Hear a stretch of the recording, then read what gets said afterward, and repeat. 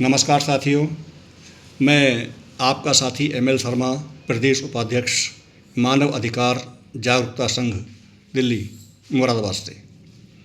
साथियों, आज आपके सामने एक विशेष लक्ष्य को लेकर उपस्थित हूँ।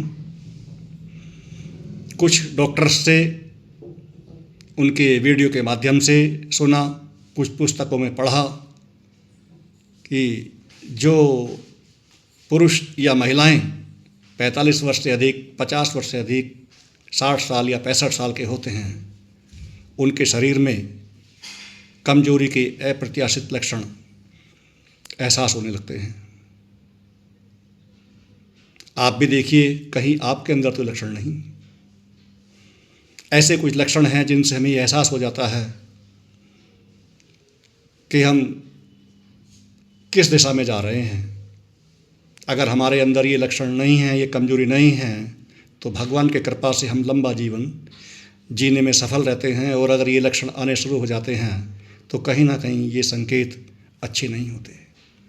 संकेत नंबर 1, यदि आपके चाल में डिफरेंस है, अंतर आ गया है, आप धीरे धीरे चलते हैं, लड़खड़ाकर चलते हैं, पीछे मुड़कर देखने में आपको परेशानी होती है, ऐसा लगता है कि कहीं गिर ना जाएं, तो समझ लीजिए कि अच्छे लक्षण नहीं हैं।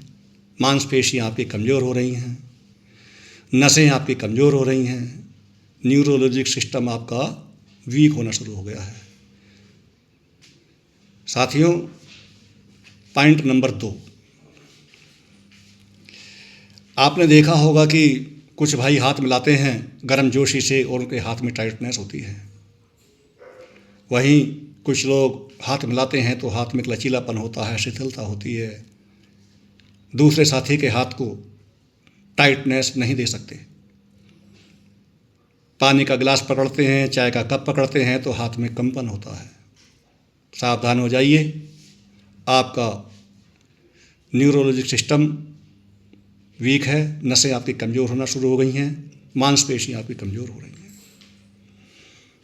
पॉइंट नंबर 3, चेक कीजिए। मेरी वीडियो को देखने के बाद आप अभी चेक कर लीजिए, क्या आप एक पैर पर 10, 12, 15, 20 सेकंड खड़े हो सकते हैं?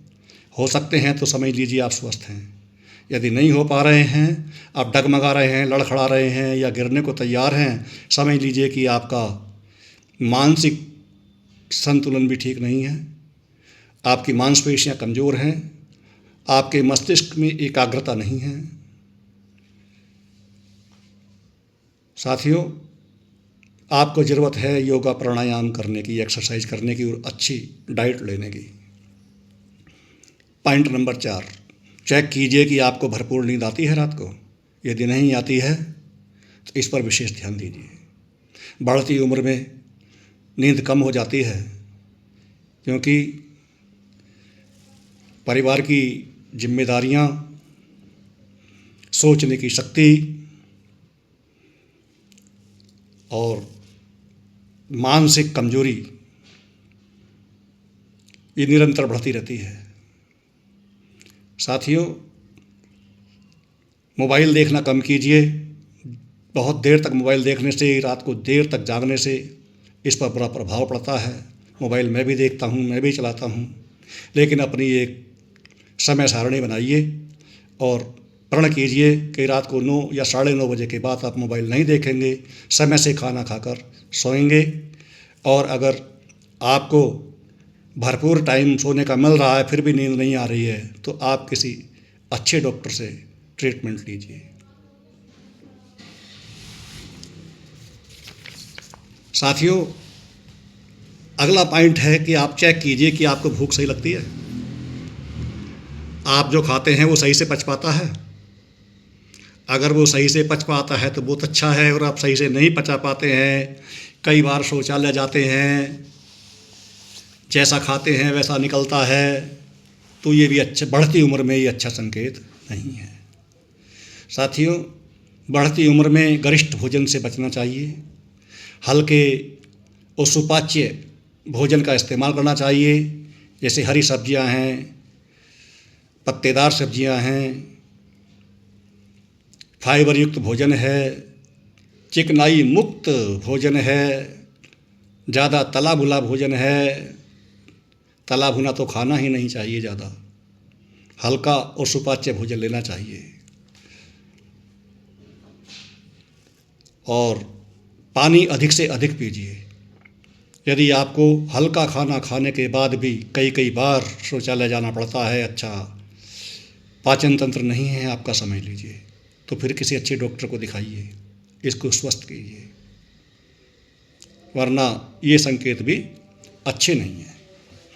साथियों, अगला जो पॉइंट है वो है तनाव। शायद ही कोई व्यक्ति इस संसार में ऐसा होगा जो तनाव मुक्त हो। तनाव होता है एक निश्चित सीमा में और उसका समाधान भी होता है, लेकिन अगर आप अनावश्यक तनाव रखते हैं, ज़्यादा डिप्रेशन में रहते हैं, बेफजूल की बातों को सोचते हैं, तो इससे आपके शरीर पर बहुत बुरा प्रभाव पड़ता है। आप हृदय के बीमार बन सकते हैं, आप हाई बीपी के बीमार बन सकते हैं, आपको शुगर की बीमारी हो सकती है। साथियों, तनाव दूर करने का सबसे अच्छा उपाय है ध्यान करना, प्राणायाम करना, योगा करना, प्रभु की याद में रहना। अगर भाइयों ने गुरु मंत्र लिया है, बहनों ने गुरु मंत्र लिया है, तो गुरु मंत्र का अधिक से अधिक जाप करना। यदि आप नियम से सोते हैं, नियम से उठते हैं, नियम से खाते हैं और नियम से आहार, विचार और व्यवहार करते हैं, इसमें दो राय नहीं कि आप हमेशा सुखी रहेंगे।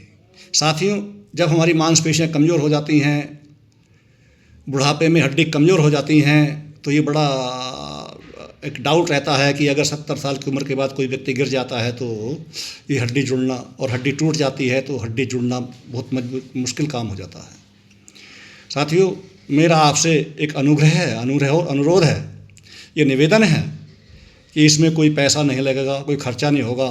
बस आपको नियम से सुबह उठना है, भगवान का ध्यान करना है, दैनिक दिनचर्या